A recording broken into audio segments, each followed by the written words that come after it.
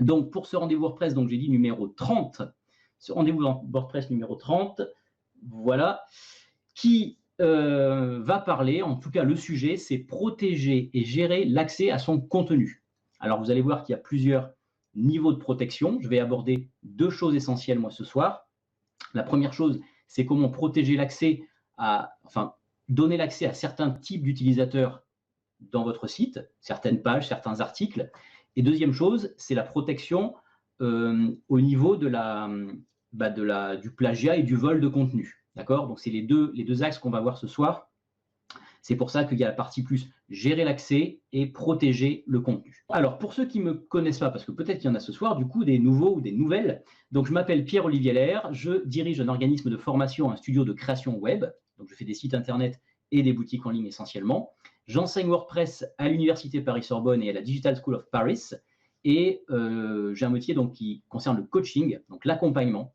J'aide les auto-entrepreneurs, les coachs et les thérapeutes à obtenir plus de clients en mettant en place des stratégies digitales, notamment pour les aider à propulser rapidement leur activité et en vivre sereinement surtout.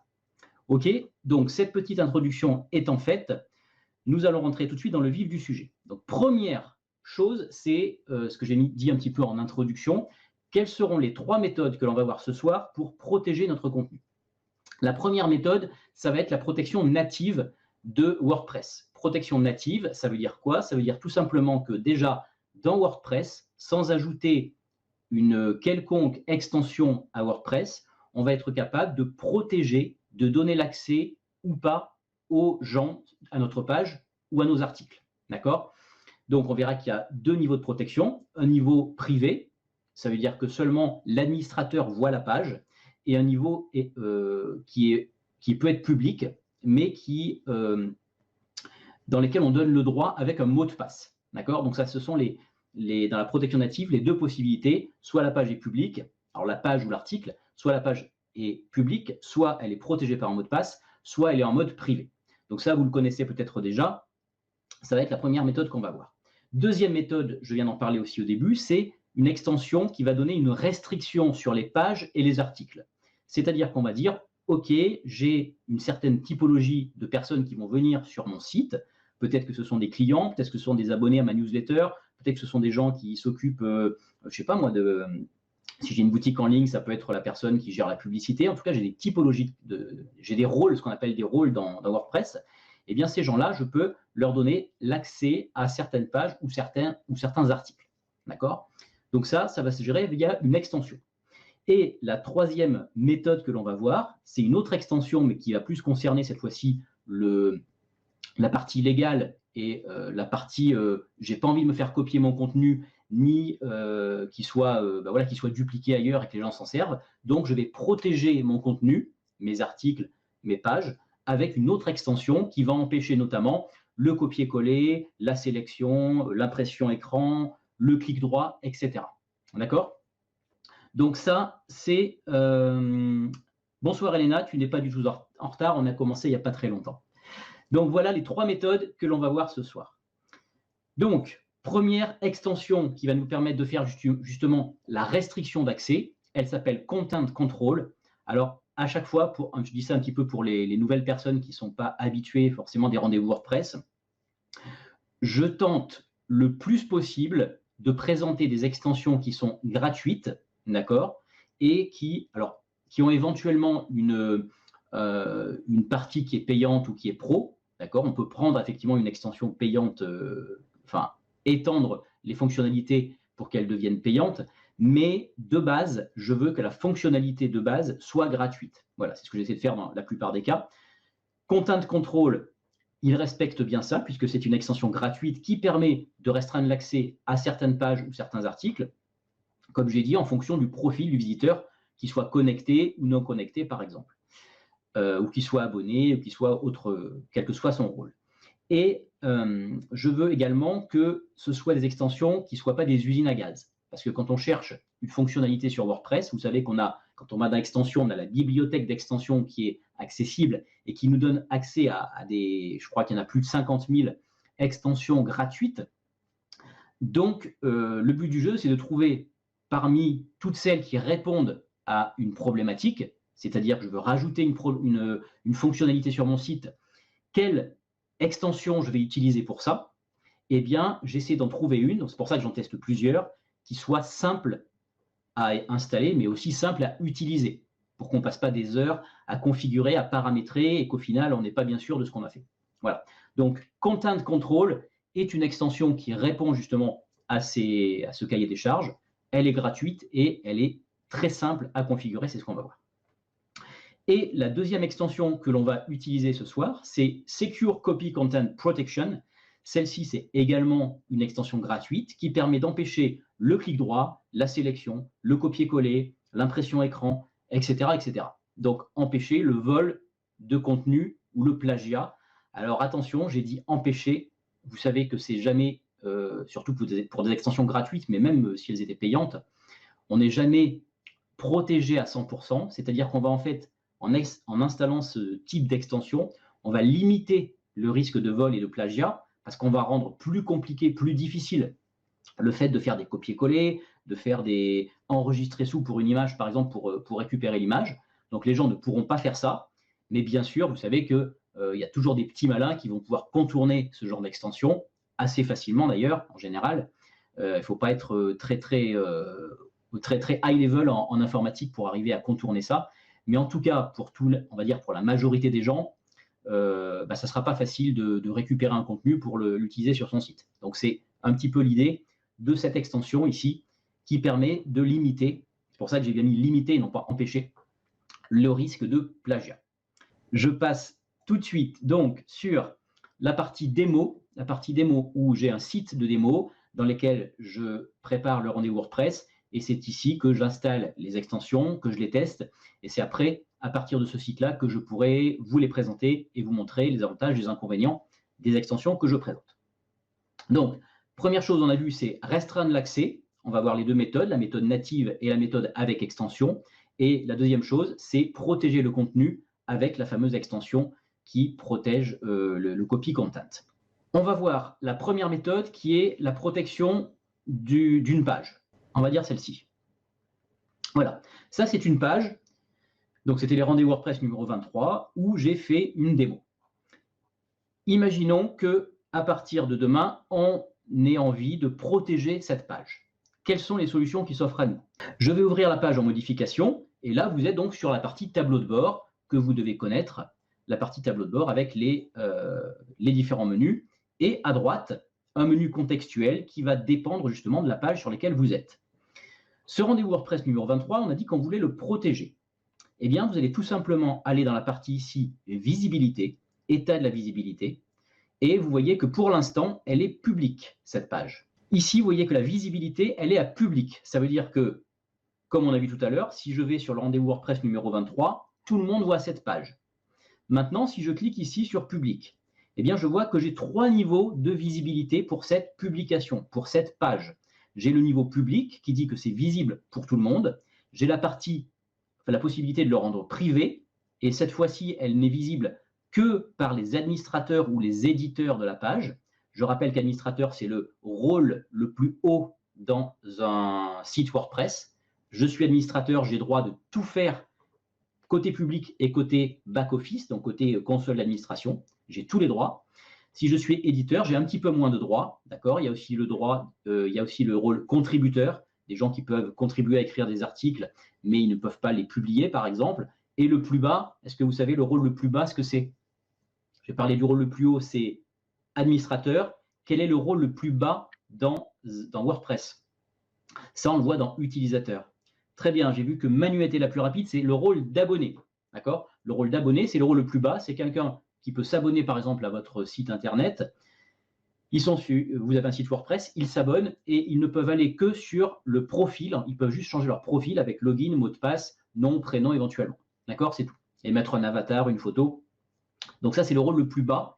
Mais ils vont arriver quand même sur une interface comme ça avec la console d'administration telle qu'elle est là. Mais bien sûr, sans tous les menus. Avec uniquement la possibilité de changer les informations personnelles.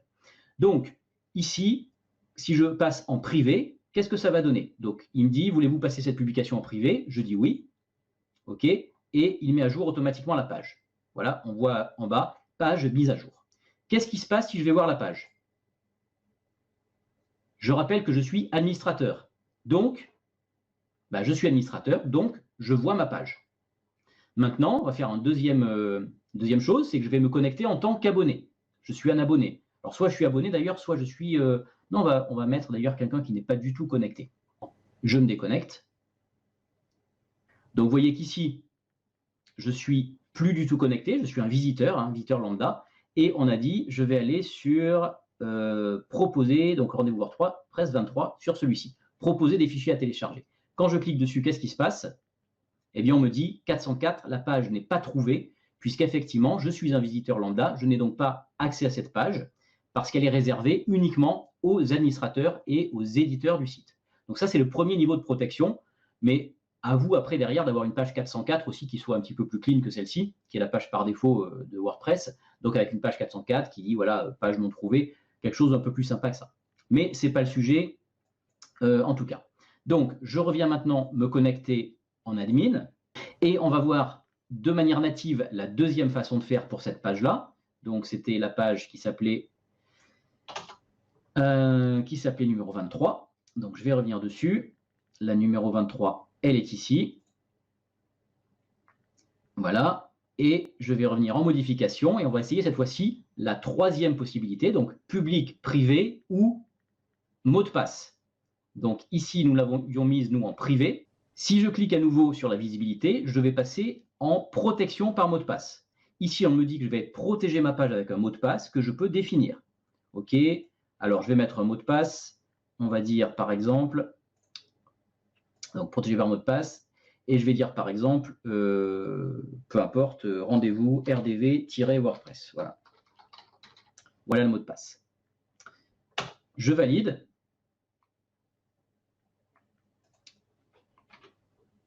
Et je mets à jour ma page.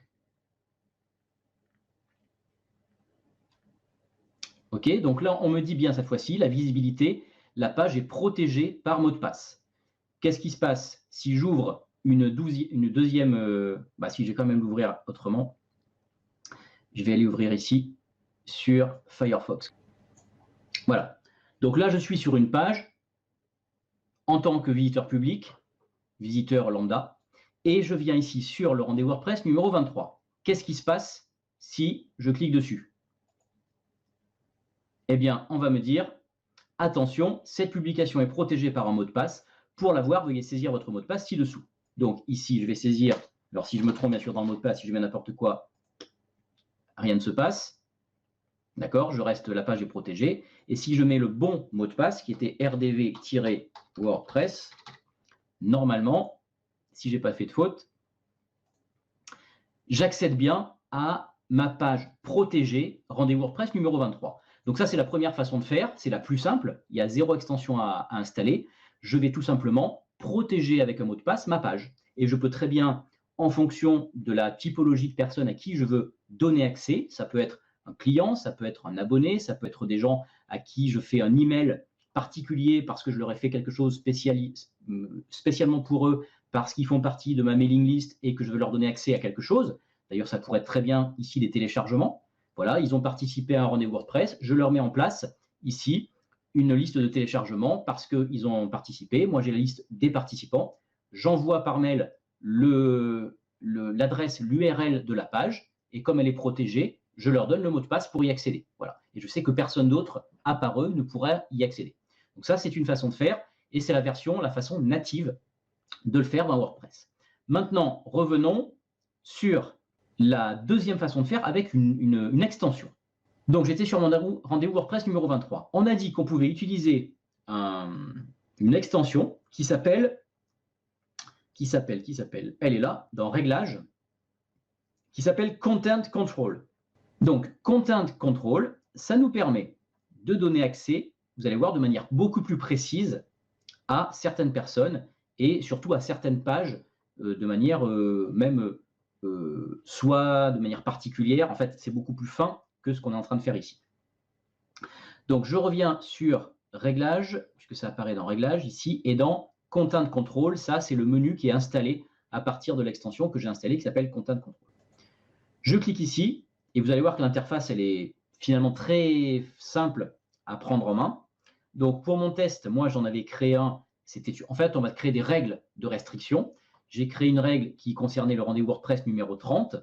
Et donc, avec Content Protect, j'ai fait quoi? Eh bien, j'ai protégé, j'ai mis une règle qui me dit le rendez-vous WordPress numéro 30. Eh bien, quand je clique dessus, voilà ce que ça me dit. Ça me met un message qui me dit cette page est réservée aux abonnés.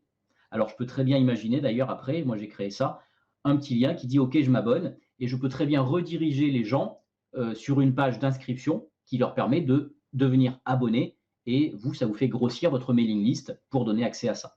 Mais voilà sur quoi j'accède. Pourquoi? Eh bien, parce que j'ai créé une règle qui me dit que le rendez-vous WordPress numéro 30, eh bien, il n'est pas accessible au public, il est accessible uniquement à ceux qui ont le rôle d'abonnés. Donc, comment j'ai fait ça? Eh bien, j'ai fait ça de la manière suivante. Mon content control ici, et j'ai fait ajouter une restriction. Donc, j'ajoute une restriction. Je peux dire ici, protection, protéger le rendez-vous WordPress numéro 3. OK? Donc, ça, c'est juste un titre que je donne à ma règle. Ensuite, je vais dire qui peut voir ce contenu. Et c'est là où je vais pouvoir être très précis, puisque qui peut voir ce contenu? On va retrouver tous les rôles de WordPress: administrateur, éditeur, auteur, contributeur, abonné. Voilà les 5 rôles principaux par ordre du plus fort au plus faible. Et après, on peut avoir, en fonction des extensions qu'on a rajoutées, et si ce sont des extensions qui nous donnent des droits particuliers dans WordPress, comme par exemple Shop Manager, qui est le responsable de la boutique, si j'ai une boutique en ligne. Ça peut être aussi, là j'avais installé, on avait fait un rendez-vous WordPress qui parlait d'un CRM. CRM, c'est quelque chose qui fait de la gestion de clientèle. Eh bien, ce CRM m'a ajouté des droits aussi. Des droits, voilà, le responsable des transactions, le responsable de la facturation, Invoice Manager. Eh bien, je peux très bien dire, ces gens-là ont accès à un contenu particulier. Donc, c'est pas mal aussi de distribuer des pages qui ne seront pas visibles. Elles peuvent ne pas être visibles par les gens en tant que public, mais certaines personnes ici vont y avoir accès. Donc, on voit que ça peut être accessible par des gens qui sont connectés ici avec un certain rôle, ou ça peut être bien sûr des pages qui seront visibles par tout un chacun, par le public. Donc ici, il n'y a pas trop d'intérêt, parce que si je rends cette page visible par le public, elle est déjà par défaut. D'accord? Donc par contre, ici, des gens qui sont connectés en tant que quelque chose, exemple, en tant qu'abonné, on a dit tout à l'heure, c'est une page qui est réservée aux abonnés. Eh bien, c'est ce qu'on va faire ici. On va dire que le protégé rendez-vous WordPress numéro 3, numéro 3 ici, eh bien, elle est accessible que par mes abonnés, des gens qui sont abonnés à ma page. Eh bien, je vais ici cocher le rôle subscriber, qui est l'abonné, et je vais lui dire, OK, voilà, cette personne-là, enfin, ces rôles-là ont accès à cette page-là. Maintenant, quel type de protection je vais mettre? Est-ce que je vais vouloir, quand ils vont aller sur cette page-là, les rediriger vers une autre page? C'est ce que je pourrais faire ici. Les rediriger, par exemple, sur une page d'abonnés, justement. Donc, ils arrivent là-dessus, comme c'est une page qui est réservée aux abonnés et qui ne sont pas abonnés, je les redirige vers un ensemble où je demande créer votre compte. Ça, c'est tout à fait possible. Ou nous, dans l'exemple ici, on va créer un message personnalisé. Message personnalisé, on va dire qu'on va le créer nous-mêmes. Donc ici, je vais faire override le message par défaut. Ici, on va dire par exemple, cette page, on va dire désolé, cette page est réservée aux abonnés. Voilà. Après, vous pouvez faire la mise en forme que vous voulez, du gras, du titre 2 si vous voulez que ce soit en grand, vous pouvez mettre de la couleur, etc. Vous pouvez mettre en rouge comme ça. Voilà. Désolé, cette page est réservée aux abonnés. Ça veut dire que les gens, et puis on va même le centrer sur la page, et on va faire ça. Quand les gens vont arriver sur la page des rendez-vous WordPress numéro 3, quand ils vont cliquer dessus, ils vont voir ce message. Désolé, cette page est réservée aux abonnés. OK. Maintenant, quelle page va être concernée? Parce qu'il peut y en avoir plusieurs. Et c'est là que c'est intéressant, c'est qu'on peut faire ça en masse. Au lieu d'aller sur chaque page et de dire privé ou protection avec un mot de passe, je vais pouvoir dire ici mon contenu, le contenu qui va générer ce message-là, qui va être vu que par mes abonnés. Eh bien, voilà les pages qui seront concernées. Et là, vous allez avoir possibilité de mettre des règles. Exemple, est-ce que c'est toutes les pages? Voilà. Si c'est une page, eh bien, que les abonnés peuvent le voir. Alors ça, c'est un petit peu trop fort en tout cas. Ça veut dire que tout mon site est aux abonnés, mais pourquoi pas. Ici, par contre, je peux faire une page sélectionner. Quelle page je vais sélectionner? Et je pourrais en mettre plusieurs. D'accord? Je pourrais dire par exemple, c'était notre exemple ici, que la page numéro des rendez-vous WordPress numéro 3, donc normalement c'est 003, si je ne me trompe, voilà, elle apparaît. Donc en plus c'est une recherche prédictive, donc si je sais de quelle page je veux, protéger, eh bien j'ai juste à taper quelques mots de la page, il va me trouver toutes les pages concernées.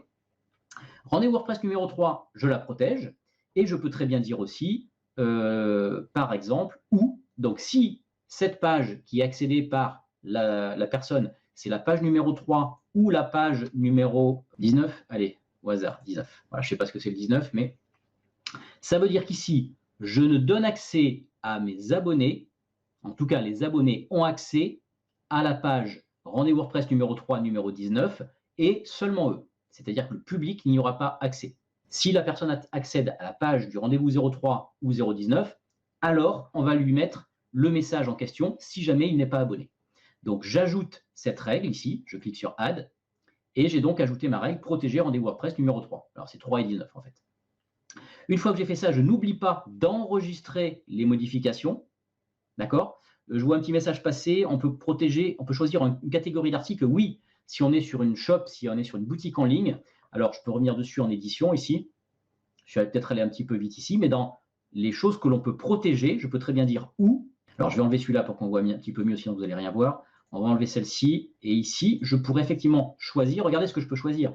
Une page avec un identifiant particulier, une page avec un template, une page avec une langue particulière. Ça veut dire que là, vous pouvez dire, par exemple, ce contenu-là, il est accessible à tous les Français, par exemple, mais tous ceux, si mon site est multilingue français-anglais, eh bien tous ceux qui sont, toutes les pages en langue française, eh bien n'accèdent pas à ce contenu. Ce qui pourrait être effectivement tout à fait logique ou intelligent de faire ça, si c'est une page qui est qu'en français et que vous n'avez pas dupliqué encore dans une autre langue et qui donne du contenu, je ne sais pas moi, une vidéo où c'est vous qui parlez en français. Donc là, ça serait tout à fait logique de faire ça. Après, ça peut être une page de résultats, ça peut être la page 404 erreurs, ça peut être des articles, vous voyez, tous les articles. Et ça peut être, alors que je ne dise pas de bêtises, témoignages, steps, peut être des quiz. Alors moi, effectivement, j'ai une extension qui gère des quiz, ça peut être ça. Et on doit avoir aussi les téléchargements aussi, et voilà, les produits. On peut accéder, on peut empêcher ou donner accès à certains produits. Si on a l'extension WooCommerce, par exemple, qui est installée, eh bien, je peux dire, ce produit-là est accessible uniquement à mes abonnés. Pourquoi pas? Je sais pas moi, ce fichier, ce PDF, ce guide gratuit est accessible qu'aux gens qui sont abonnés. Eh bien, je peux faire ça. Les modèles, les fichiers médias, bien sûr, les fichiers médias, je peux très bien avoir une image ou une vidéo justement qui est accessible que à mes abonnés. Publication, et voilà la question, je ne sais plus qui m'a posé la question, c'est Myriam. Donc, on peut accéder aussi à des catégories particulières. Je suis sur une boutique en ligne. Si jamais j'ai ce plugin-là qui est installé, Content Protect, eh bien, je peux dire telle catégorie est visible que pour mes abonnés. Enfin, je dis abonnés, vous avez vu, on pouvait prendre d'autres cas aussi. Hein. Peut être accessible que par le Shop Manager, peut être accessible que par l'éditeur. Ces articles-là sont accessibles que par les contributeurs, c'est-à-dire des gens qui vont écrire des articles. Voilà, on peut imaginer tous les mix possibles, par étiquette aussi. L'étiquette, je ne sais pas moi, vous avez des t-shirts, des rouges, verts et bleus, eh bien aussi, s'il y a une des étiquettes qui s'appelle rouge, eh bien tous les produits rouges ne seront pas accessibles si on n'est pas abonné. D'accord? On peut mixer tout ça un petit peu dans tous les sens. Donc, pour l'exemple, vous avez vu que j'ai mis des pages, mais on pourrait très bien imaginer beaucoup d'autres choses. Et quand vous rajoutez des extensions qui vous rajoutent des fonctionnalités, comme on a vu ici avec les quiz par exemple, eh bien, vous allez avoir accès aussi dans cette liste déroulante à cette fonctionnalité-là. Donc, ça peut être intéressant. Si vous voulez protéger certaines parties, vous avez un quiz que vous voulez protéger qui n'est pas pour une certaine catégorie de personnes, vous voulez que pour les abonnés, eh bien, les autres ne verront pas ce quiz. Voilà, donc là, ici, on n'a mis que le choix numéro 3. On va juste laisser ça pour la démo. Voilà, je vais mettre mise à jour ici, protéger rendez-vous WordPress numéro 3. J'enregistre les modifications. Qu'est-ce qui se passe maintenant? Et là, pour le coup, je peux rester sur la fenêtre ici. Qu'est-ce qui se passe si je veux regarder le rendez-vous WordPress numéro 3? Eh bien, je vais aller sur le site et regardez bien ce qui se passe. Je reste connecté en administrateur. D'accord? Là, je suis connecté en administrateur. Je vais juste sur le site. Voilà, j'ai bien la barre noire en haut qui fait que je suis en administrateur encore. Eh bien, si je vais sur le rendez-vous WordPress numéro 3, à votre avis, qu'est-ce qui va se passer? Je vous rappelle que j'ai donné l'accès à cette page seulement à mes abonnés. Eh bien, ça veut dire que même si je suis administrateur, je clique dessus. Voilà, cette page est réservée aux abonnés. Pourquoi? Parce que dans les rôles que j'ai choisis, je n'ai coché que la case abonné. Ça veut dire que même un administrateur qui, lui, est un rôle supérieur, donc a des droits supérieurs en théorie dans la console d'administration, ici en termes de droits sur une page, eh bien, pour le coup, il est comme les autres, comme quelqu'un qui serait public. Voilà, je suis bien connecté, je suis administrateur ici, hein, et pourtant, cette page n'y est pas accès parce que je n'ai pas coché la case administrateur. Voilà, donc ça peut être une façon de faire. En tout cas, le rendez-vous WordPress, ici, on voit qu'il est exclusivement réservé aux abonnés, c'est-à-dire aux gens qui seront avec le rôle abonné, subscriber. OK, c'est compris ça? Donc, je reviens sur ma page. Non, je vais revenir sur ma page de démo. Ici, qu'est-ce que je voulais vous montrer? Donc, ah ben voilà, il y avait aussi la page numéro 30 qui était protégée. Eh bien, vous voyez qu'ici, la page numéro 30, normalement aussi, en tant qu'administrateur, voilà, cette page est réservée aux abonnés, je ne peux pas m'y connecter. Maintenant, je vais me connecter en tant qu'abonné. D'accord? Je suis un client, par exemple, qui a déjà une transaction avec ce site web. Je suis dans la liste des abonnés de ce site web. En tout cas, j'ai une fiche avec mon profil, mon nom, mon prénom, mon email, mon identifiant. Eh bien, je peux peut-être me connecter et voir si je peux voir cette page numéro 3. D'accord? Je rappelle qu'ici, je ne peux pas la voir même si je suis administrateur. Donc, bien sûr, en tant que public, je ne vous fais pas la démo, mais en tant que public, je ne peux pas la voir. J'ai aussi ce message. Mais si je me connecte maintenant en tant que... Donc, je vais revenir, je vais me déconnecter ici de l'administrateur. Et je vais me connecter en tant que client, en tant que abonné. Alors, pour ça, j'ai créé quelqu'un qui s'appelle client 1. Voilà. Le client 1, je vais mettre son mot de passe. Je mets son mot de passe que j'ai noté aussi. Voilà. Donc là, je me connecte en tant qu'abonné. Qu'est-ce qui se passe quand je me connecte en tant qu'abonné? Eh bien, je vais accéder à mon profil, comme je vous ai dit au tout début. Hein. Je vais réduire un petit peu la taille ici. Voilà. J'accède à un profil qui me donne accès uniquement à mon interface, mon prénom, mon nom et quelques informations personnelles uniquement. Je peux changer mon adresse de messagerie, etc. Éventuellement aussi, je suis un abonné, donc j'ai peut-être droit à certaines extensions qui donnent le droit aux abonnés de se connecter là-dessus. D'accord? Mais vous voyez bien qu'ici, tout le reste, c'est noir. J'ai aucun accès en administrateur. Et bien heureusement.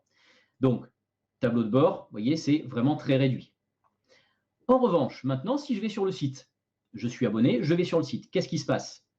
Je suis ici en tant qu'abonné. Je m'appelle prénom client et nom client ici. Et je vais aller sur le numéro 3 qui est là. Je vous rappelle qu'ici, le public n'y a pas accès, l'administrateur n'y a pas accès, il y a uniquement les abonnés qui ont accès. Et bien, quand je clique ici sur cette page-là, j'accède bien au rendez-vous WordPress numéro 3, qui parlait de la façon de rendre responsive un site. D'accord? J'ai bien accès. Très bien. Maintenant, est-ce que la page numéro 30, qui était aussi accessible uniquement par les abonnés, est-ce qu'elle est accessible? Eh bien oui, bienvenue sur la page réservée à nos abonnés. Donc ça, c'est ce qu'on ne voyait pas tout à l'heure parce que je n'étais pas connecté en tant qu'abonné. Voilà. Donc ça, c'est la deuxième façon de faire. En tout cas, la façon de faire de manière plus globale et surtout de manière plus précise, de mettre des restrictions sur des pages, des articles, des catégories, des étiquettes, tout ce qui est à disposition comme typologie dans WordPress. OK? Donc ça, c'est plutôt très intéressant. Et vous avez vu que ça se fait très facilement également. Donc je me déconnecte ici et on va voir maintenant la dernière partie qui est, je me remets en administrateur, et on va voir la dernière partie qui est la façon de protéger son contenu pour éviter le plagiat ou le vol de contenu. Pour ça, j'ai téléchargé pour ça une application, une extension qui s'appelle Copy Protection, d'accord? Et vous allez voir que de la même manière, elle est très simple à l'utilisation. Comment je m'en sers? Eh bien, regardez bien. Je vais venir, alors d'abord, ce que je vais faire, c'est que je vais enlever la protection que j'ai mis tout à l'heure sur la page numéro 3, parce qu'on va se servir de la même. Donc, je vais revenir sur les réglages et sur Content Control. Comme ça vous permettra de voir aussi comment j'enlève une protection. Tout simplement ici, la page numéro 3 qui était protégée, je la mets à la poubelle. trash, où je donne des rôles supplémentaires qui ont droit à accéder. J'aurais pu, au lieu de la mettre à la poubelle, j'aurais pu dire le rôle administrateur a droit à cette page. Donc ici, elle n'existe plus. J'enregistre bien les modifications. Et maintenant, on va s'occuper de la protection de la page. Donc, je vous rappelle que la page en question, voilà ce qu'elle fait. Voilà ce qu'elle m'affiche. La page numéro 3, ici, ça me donne accès à une image et du texte et une carte. Okay, je veux protéger cette page-là. C'est-à-dire, je veux éviter qu'on fasse ici, enregistrer l'image sous. Eh bien, tout simplement, je peux enregistrer cette image. En gros, je peux voler cette image. Je pourrais aussi faire ça. Je peux sélectionner un texte. Alors, peut-être pas ici, mais ce texte-là, s'il m'intéresse, je peux le sélectionner, faire un clic droit et ensuite le copier. Donc ça, vous imaginez bien que ça veut dire qu'on peut récupérer n'importe quoi sur n'importe quel site. Certaines personnes, certains sites vont protéger leur page. Donc pour ça, j'ai installé l'extension qui s'appelle ici Copy Protection. Et quand je vais ici dans les réglages, vous allez voir que les réglages sont ultra simples également. Eh bien, je peux dire, première chose, j'empêche la copie de tous mes types de posts, de publications. Alors, OK, si je fais ça, sur toute ma page, je vais avoir le copy protect. OK, sauf, et ici, on me dit, je peux ici dire quel type de page ou de post je veux exclure de la copie. Donc, par exemple, alors pas les pages, puisque je veux faire le test, mais par exemple des posts. Je peux dire, voilà, les articles, alors ça serait plutôt l'inverse, les articles, je veux les protéger, donc ici, je mettrai plutôt, je ne protège pas les pages, mais je protège les articles. D'accord?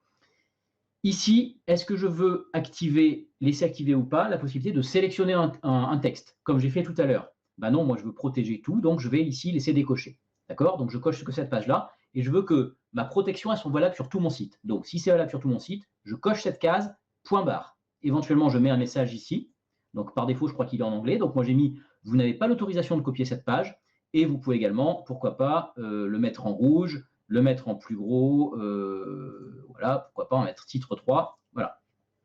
OK? Et je vais centrer ça. Vous n'avez pas l'autorisation de copier cette page. Ou, alors, copier, c'est peut-être un peu dur, mais en tout cas, de faire cette opération, de faire cette manipulation. Bon, vous mettez ce que vous voulez, mais l'idée, c'est ça, leur dire qu'en fait, ce qu'ils sont en train de faire, ils n'ont pas le droit de le faire.